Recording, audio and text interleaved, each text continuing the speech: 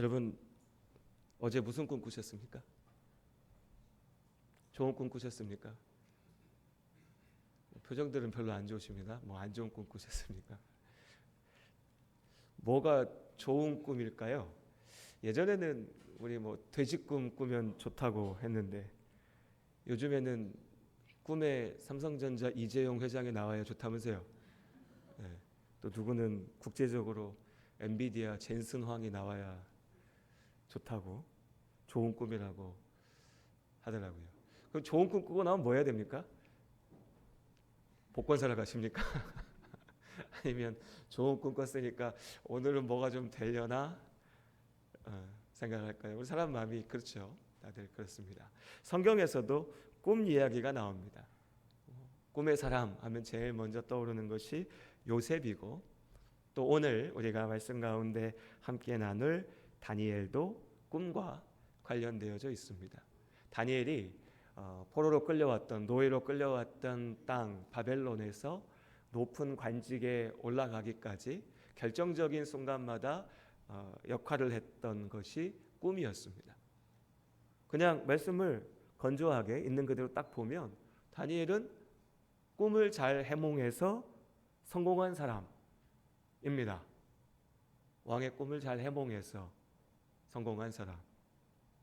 그런데 그렇다면 성경이, 하나님 말씀이 우리에게 주시고자 하는 뜻이, 하나님께서 우리에게 말씀하시는 것이, 야 봐라, 다니엘이 나한테 기도 열심히 하니까 내가 다니엘한테 꿈도 잘 해몽하게 해서, 그래서 다니엘이 꿈을 잘 해몽해가지고 성공했어. 대단하지? 멋지지? 그러니까 너희도 기도 열심히 해봐. 그럼 내가 너한테도 꿈 해몽할 수 있게 해줄게. 내가 너한테도 왕한테 좋은 평가받아서 높은 자리에 가게 해줄게. 이것이 하나님 뜻일까요? 이것이 하나님 말씀일까요? 저같이 좀 삐딱한 사람은 그렇게 생각하면 이 생각부터 들어요. 아니 근데 하나님, 그러면 다니엘은 기껏 가봐야, 기껏 올라가 봐야 왕 다음이잖아요. 그렇죠? 그럼 내가 왕 하고 싶은데 그럼 왕은 안 됩니까? 사실 그런 질문들을 해야 되는데요. 우리 세상 살면서 그렇게 질문하지 않습니다.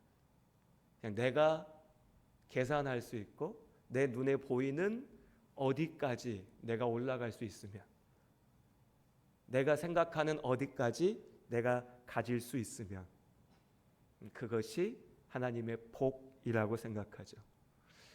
우리도 꿈 해몽 잘해서 성공해야 될까? 오늘 말씀이 그걸 얘기하진 않을 겁니다. 그럼 오늘 하나님께서 우리에게 주시는 말씀은 뭘까? 다니엘을 통하여 하나님께서 이루신 것은 뭘까? 말씀 속에서 함께 나누려고 합니다. 꿈은요, 지극히 개인적인 것입니다. 나만 알죠. 어떤 꿈을 꿨는지, 그 꿈의 내용이 뭔지, 그 꿈이 무엇을 의미하는지 아무도 모릅니다. 지극히 개인적인 겁니다. 내 머릿속 안에만 있죠. 그렇지 않습니까?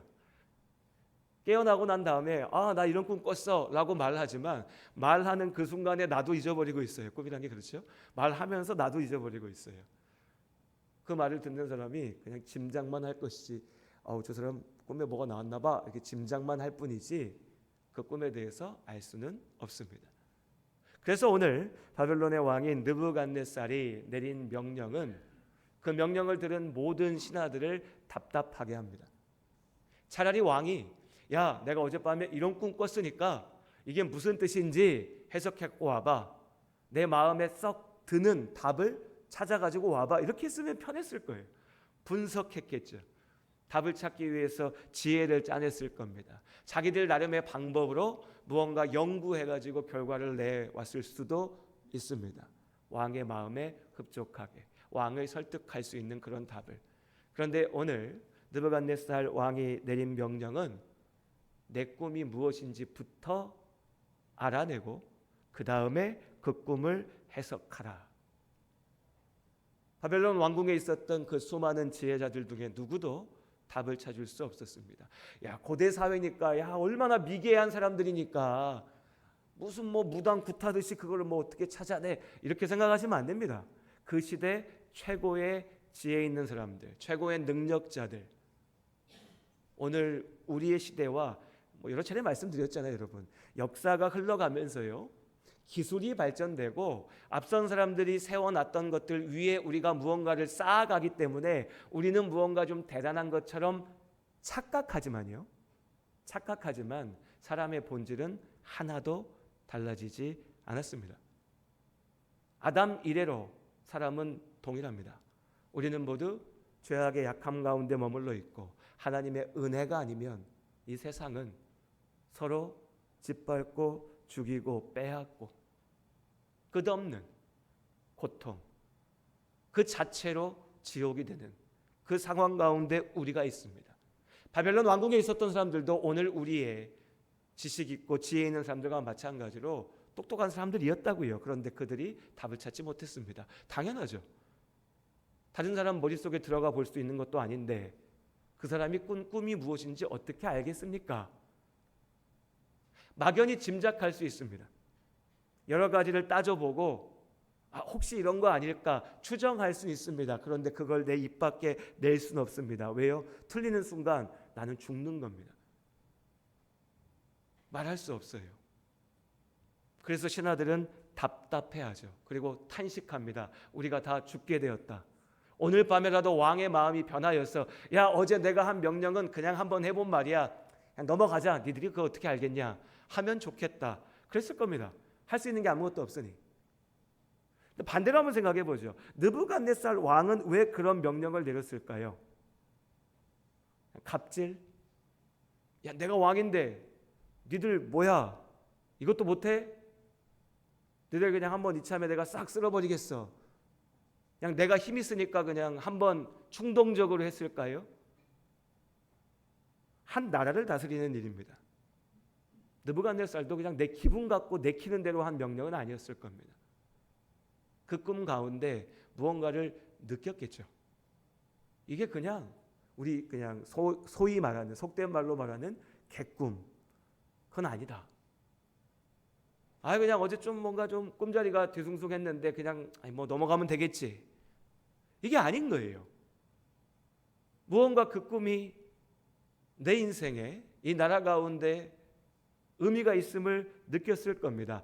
개인적인 의미를 넘어서 그 상황 속에서 느부갓네살이 갖고 있는 어려움이 있었을 겁니다. 느부갓네살 성장하고 있는 제국 바벨론의 왕이었습니다.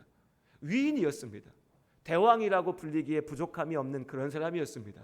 군대가 나아가서 싸우기만 하면 이겼고 바벨론 제국은 갈수록 성장하고 있었습니다. 다 가진 사람이었죠. 그런데 그렇게 다 가진 사람이 뭐가 부족할까 싶지만 우리는 항상 야 저렇게 많이 가진 사람이 뭐가 힘들까?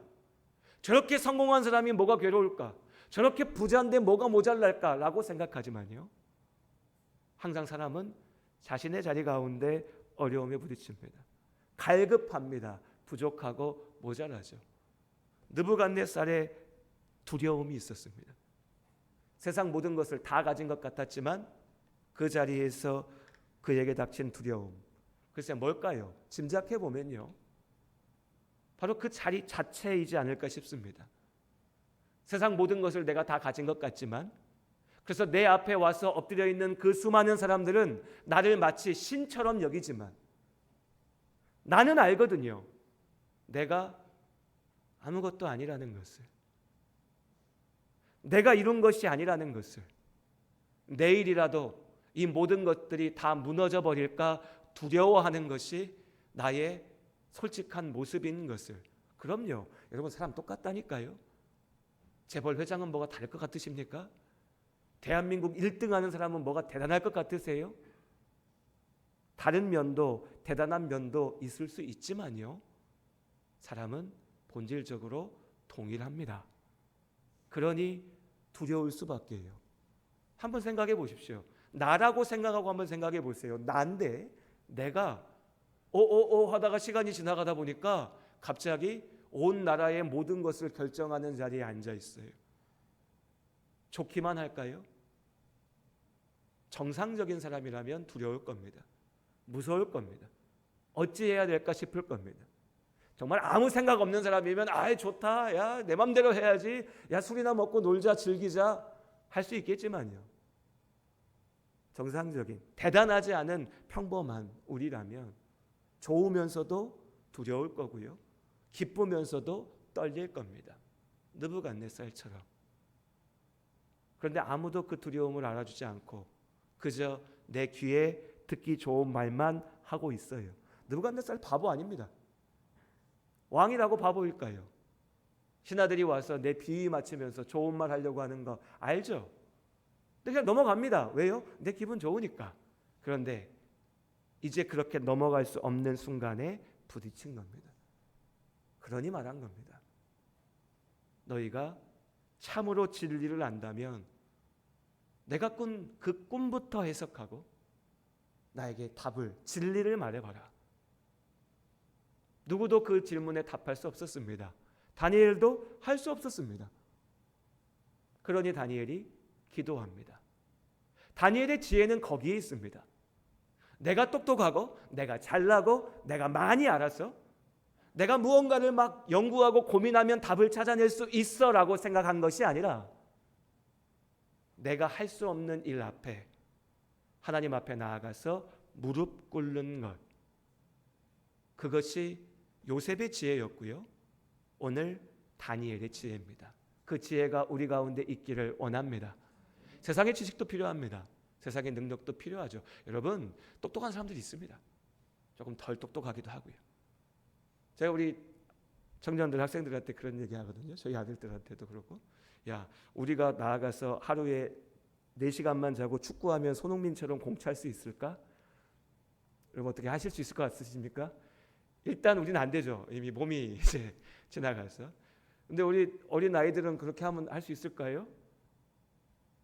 될 수 있는 친구도 있겠지만요. 대부분은 안 돼요. 하나님께서 우리에게 주신 서로 다른 은사가 있습니다. 주중에 영화 보고 왔는데 글쎄 개인적으로는 추천하지는 어려울 것 같긴 한데 영화 내용은 그렇다 치고 주인공이 강동원이었습니다. 근데 다 떠나서 81년생이라고 하더라고요. 제가 81년생이거든요. 나는 이런데 저 사람은 왜 저럴까? 예. 제가 막 관리를 열심히 하면 그렇게 될 수 있을까요? 예, 벌써 다들 비웃으시죠? 목사님 어차피 틀렸습니다. 예, 저도 압니다. 그렇습니다.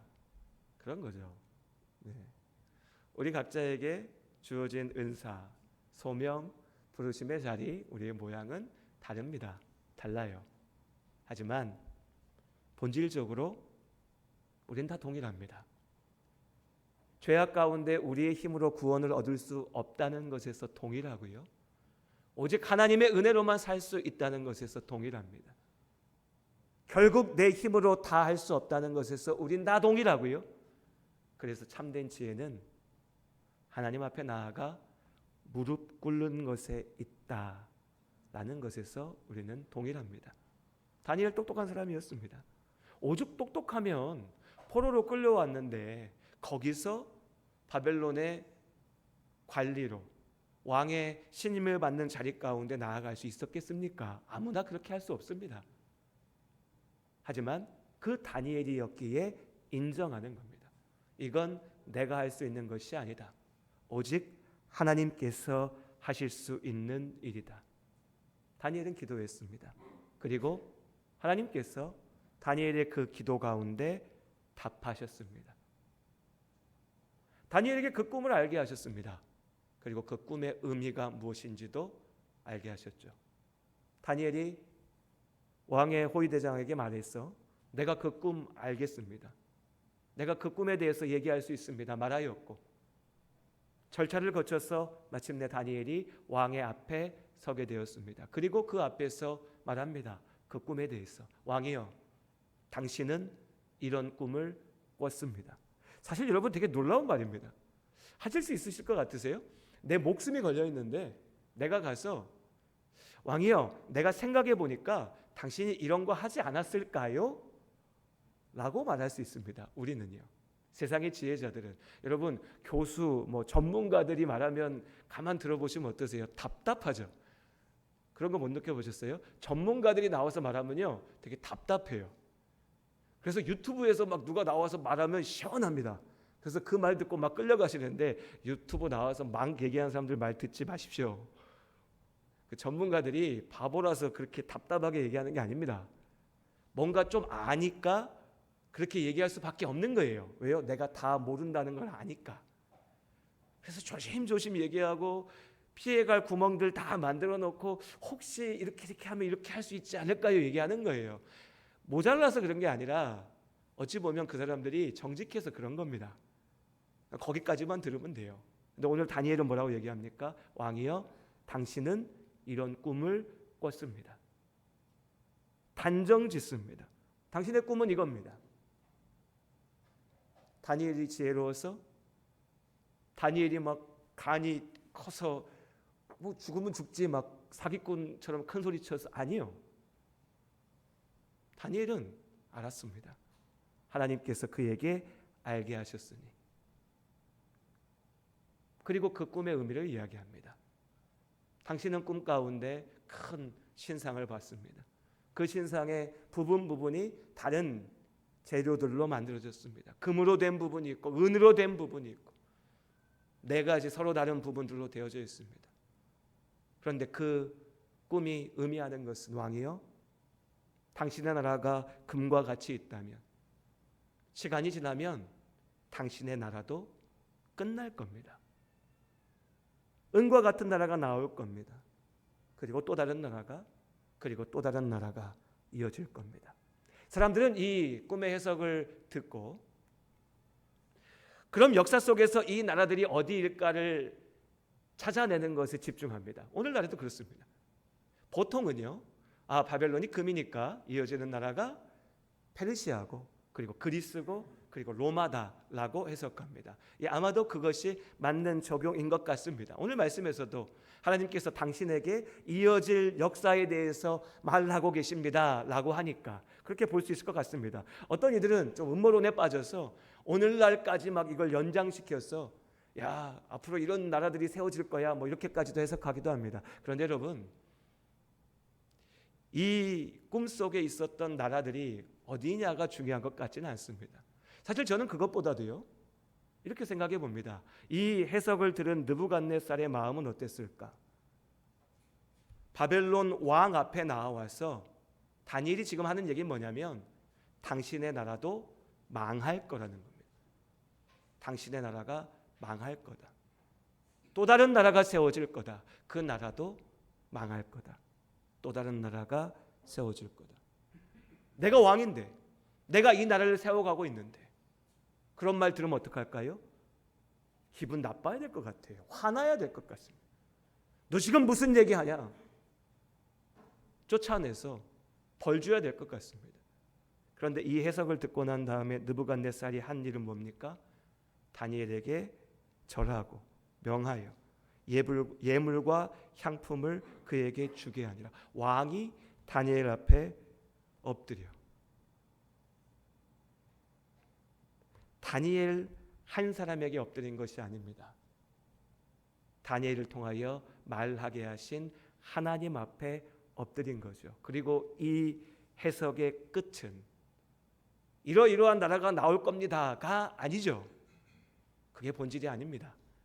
우리 44절, 45절 있는데 우리 45절 말씀 함께 한 목소리 읽겠습니다.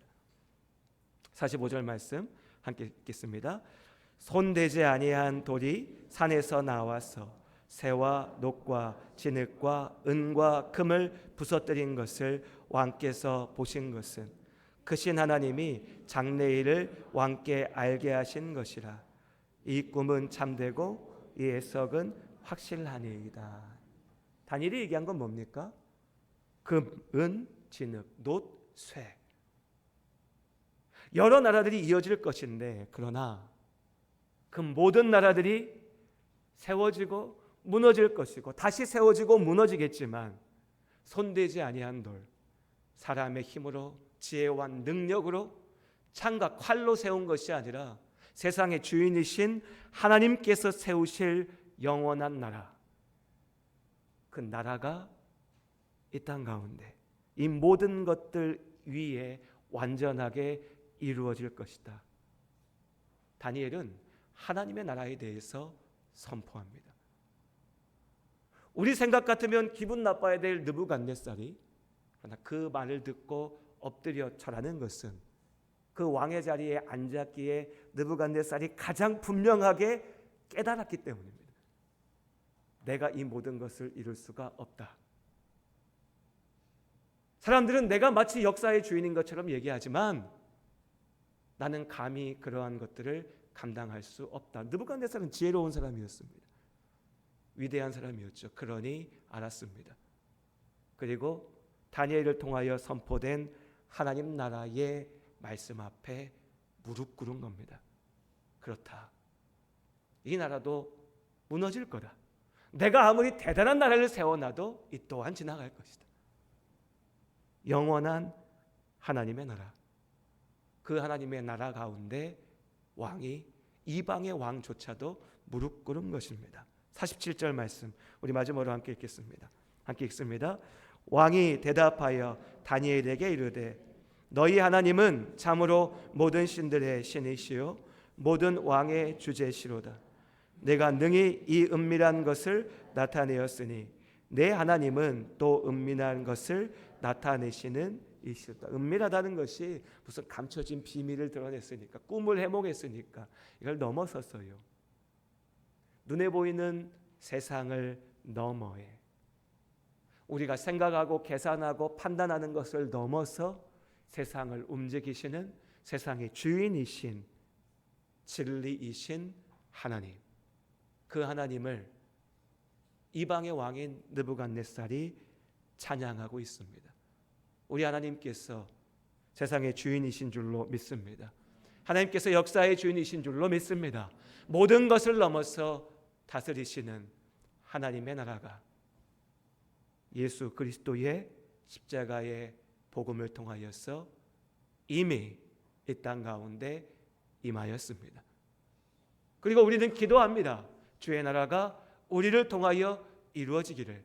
그리고 소망합니다. 마침내 약속하신 대로 하나님의 나라가 우리 가운데, 이 땅 가운데 완전히 이루어지기를. 예수 그리스도께서 그렇게 참된 왕의 왕이 되시는 줄로 믿습니다. 그리고 우리를 바라봅니다. 그리고 내 삶을 생각합니다. 인생을 살아가면서 우리는 많이 고민합니다. 우리가 느부갓네살 왕은 아니지만요, 우리도 느부갓네살처럼 고민합니다. 우리도 그처럼 꿈꿉니다. 이 꿈은 도대체 뭘까? 나에게 주어진 이 일들은 도대체 무슨 의미일까? 내 인생은 어느 방향으로 나아가고 있을까? 나는 어떻게 살아야 될까? 사람들이 나를 무시하고 비웃고 조롱하는데 그럼 나는 가치가 없는 것인가? 사람들이 나를 칭찬하며 떠받들고 높여주는데 그럼 나는 뭔가 대단한 것인가? 그런데 아무도 알지 못하지만 나는 알죠. 나는 나를 압니다. 내 나이가 몇이든 어떤 걸 경험했던 어떤 지위에 있든 무엇을 가지고 있든 생각해 보면 10살, 20살 때 나나 40, 50의 나나 더 많은 나이를 갖게 된 나나 달라질 것 없는데 별로 가진 것 없었을 때 나나 뭔가 가지고 있다라고 하는 그 나나 달라질 것 없는데 도대체 나는 어떻게 살아야 되는가? 하나님께서 오늘 우리에게 주시는 말씀, 너의 삶이 이렇게 흘러갈 텐데 중요한 것은 그것이 아니라 그 모든 것들을 넘어서 이루시는 이가 하나님이시다. 하나님의 나라가 우리 가운데 영원히 펼쳐질 것이다. 그러니 여러분, 우리가 무엇을 꿈꿔야 됩니까? 금과 같은 나라를 꿈꿔야 됩니까? 은과 같은 나라를 꿈꿔야 됩니까? 새로 만들어진 단단한 나라를 꿈꿔야 됩니까?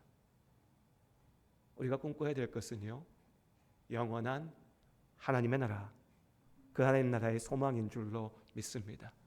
하나님 나라의 소망이 우리 안에 있습니다. 예수 그리스도의 십자가의 은혜가 내 안에 있습니다. 주 안에 사랑하는 여러분, 하나님께서 이 자리에 계신 한 분 한 분을 사랑하시는 줄로 믿습니다. 내일 일이 어떻게 될지 우리는 모르지만 하나님은 아십니다. 그리고 그 하나님께서 우리의 걸음을 인도하십니다. 그 하나님의 인도하심을 믿으며 담대히 감사하며 기쁨으로 나아가는 걸음이 되시기를 주님의 이름으로 축복합니다. 우리는 하나님 나라를 꿈꿉니다. 기도하겠습니다.